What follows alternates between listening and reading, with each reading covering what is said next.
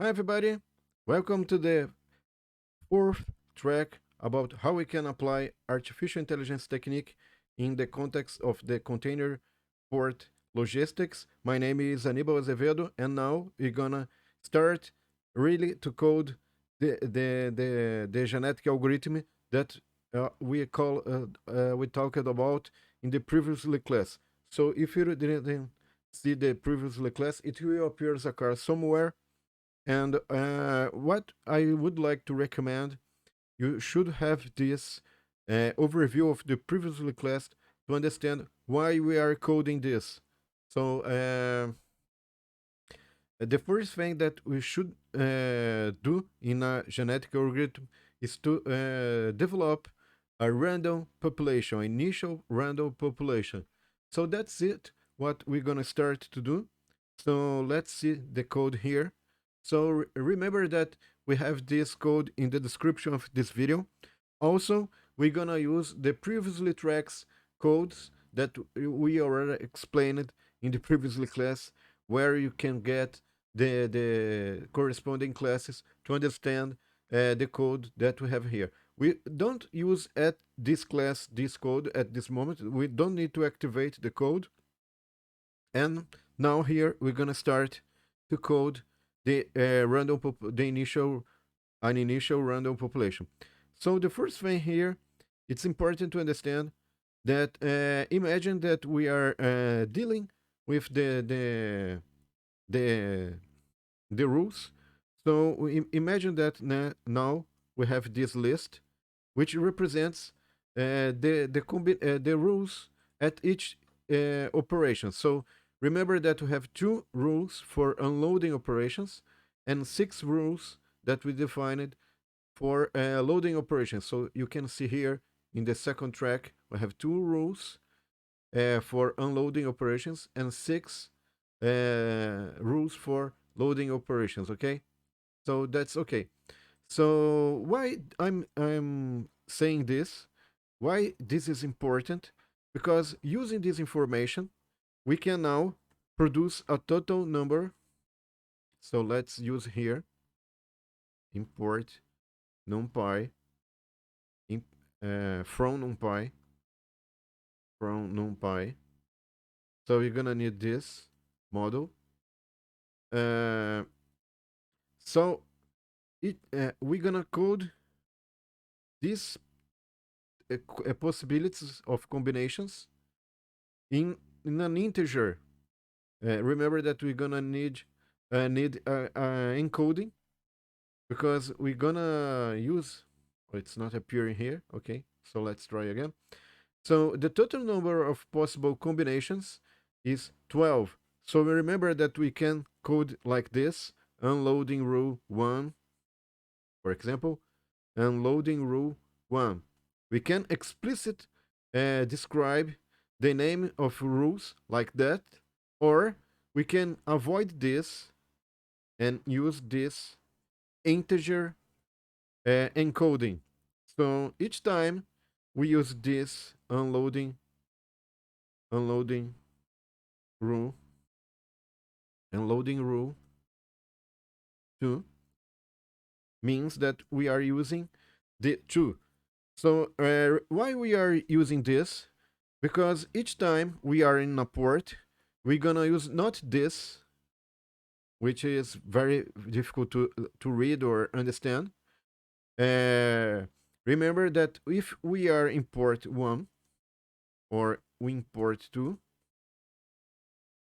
port 1, port 2, or even port 3, we need to define for each port what unloading and loading rules we should use. So, for example, imagine that we are in port 1 and we are interested to use in this port 1 this combination of unloading and loading rules, okay?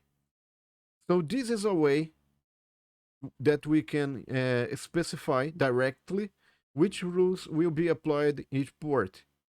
But this is not a good way to represent what we are going to do. Why? Because when we try to change something here, it's not okay, could takes too much time.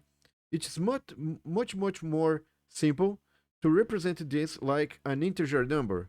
So we discussed this in the third track, how to code these kinds of unloading and loading rules functions in terms of integer numbers. So here, your encoding leave us 12. So why 12? Because we have 12 possibilities of combinations of unloading and loading rules. So we can represent all possible combinations by using a number that will could the range of this number will start on 1 and ends on 12. So we have all possible combinations. So in port 1, I used the combination 1, but I can use another combination port 2, the combination 12, and so on, okay? So I explained this in the last track, in the previous track. So why this is important now? Because we're gonna use this knowledge. And okay, so we have 12, and each port I can use a number that could be 1, 2, 3, 4, 5, 6, 8, is an integer number from 1 to 12. So what's the next challenge here? Okay, so I need to expand this to a range like this. Okay, so I need to create a list, and this list will have the bounds of the possible values that we can apply. Okay, so let's create another cell here. So now I'm interested to create a random number, and this random number will be an integer number, and also have the bounds starting on 1 and ending on 12. So imagine now that we need four numbers, four random numbers. Okay, and what have more? So to create a solution, we need to define the number of ports. For example, number of ports. Imagine that we have the number of ports is 4. Okay, so I can create something like that. Initial. I will create just one solution, one random solution to begin. Simple. Because if I can create one random solution, it will be okay for me. So I can create using this, and I can use this information, number of ports, like that. Initial. So let's see what happens. So it's perfect because imagine that we in your problem we have 4 ports. We have to plan which loading and unloading rules we should use in each port. And here we defined that your lower bound of this number will be 1, and the upper bound of this number will be 12. So I created just one random solution. Let's try again. So I created another random solution. It's perfect, but it's not very perfect because I would like to have this on more how can I say, more generical way. So just before this, we need another code, and this code will be something like that. So the bounds will be something like this, 1, and multiplied by number of ports,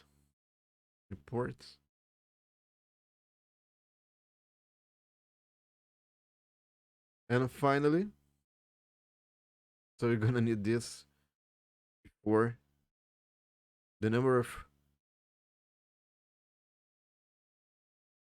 okay. So that's okay. So number of bounds, and finally for each bound we should append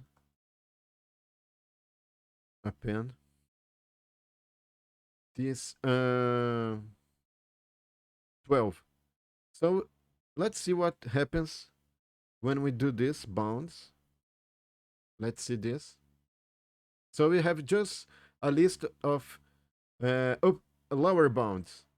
So also I need that each element should have, oh, I forgot to show the result here. So now each, we have a list of lists, and each list here we have a lower and an upper bound of this number. Okay, so this is more interesting if we can use this information for each element here. So what is more interesting here? Imagine that we are trying to create a random population. So each individual will need these bounds. Each element of each individual need this. More important than this, for each individual, this information will be used at once, because the number of the number of combinations of rules will not change by individual or in the population. So the number of rules we get at the beginning of the process and know these rules functions, and we get this number of combinations. Okay. So what is more important than this? By using this information, this bounds information, we can create for each individual a kind of bounds. Okay. So imagine that we have the possibility to define for each individual the bounds. That means which random rules or which combination of rules you can get for this individual. So obviously it will be equal for each individual, but can be different. So another possibility is not to consider the bounds for each element of the individual, but for each individual. So here, what we're gonna do there, a little modification, just to consider this. So instead of use number of ports, we can use number of population, the total size of the population, and we can change here. Pop. Okay, bounds. Let's see. It's the same thing. Okay, but the meaning is different now because we are not defining for the element of the individual, but for a whole individual. Each element of the whole individual will be bounded on these numbers. Okay.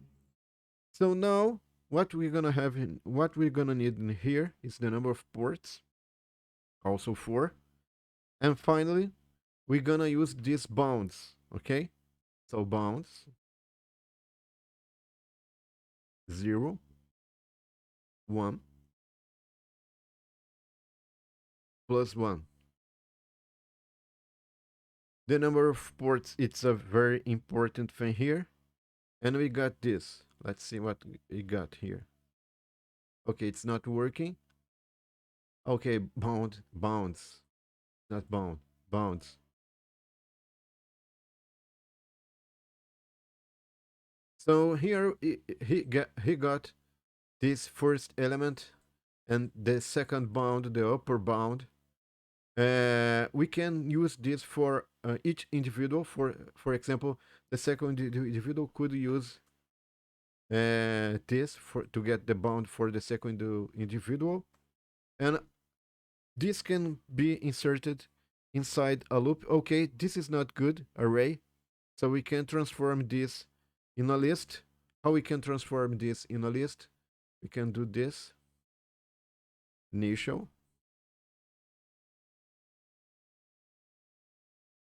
population. will be initial to list. What's most important? This is will be a list of individuals. So we got this. So it's not important. It's also important not to transform this uh, initial into a list, but put this also in a second list. So it's not enough. We should put this inside another list, since we're gonna create this is one individual. This is a list that corresponds to one individual. And finally, what we can do this using this information, we can create quickly, very quickly, a code to propose a code, and this code will be very useful to create an initial random population of individuals. So let's start code now. Creating individual. Totally randomic creation of individuals, okay? So this is the list of individuals and start empty. And we're gonna fill this list by using randint, this function. And this function will start the lower bound in 1. Obviously, we can make this more general by using bounds for individual, this individual, and 0, and bounds for this individual, 1. Why I'm using +1? Because we can also use the combination rule 12, okay? If we just put 12 here, it will not appear the 12, but if we use 13, 12 plus 1, it will appears also, it can appears also 12. So any ports, this will have how many elements will be created using these bounds, random elements. It will be the number of ports, okay? And finally, I have to transform this not to have a list of arrays, and a list of lists has to transform to a list.